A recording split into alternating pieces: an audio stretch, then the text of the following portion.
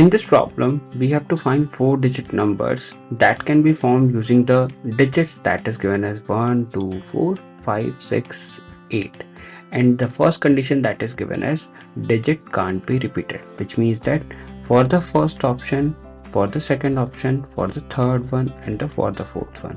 we have to choose all as equal to 6 option, 6 option, 6 and 6. So the total number of arrangement that you will get,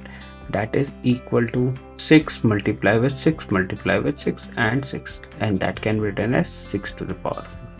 Now if the digit is not repeated, so again we will take these 4 boxes because we have to make 4 digits, so that's why we are taking 4 boxes. And the first box we have to put 6 option, then in the second one we are having only 5 option, and the third one that we are having 4 option, and the last that we are having 3 option.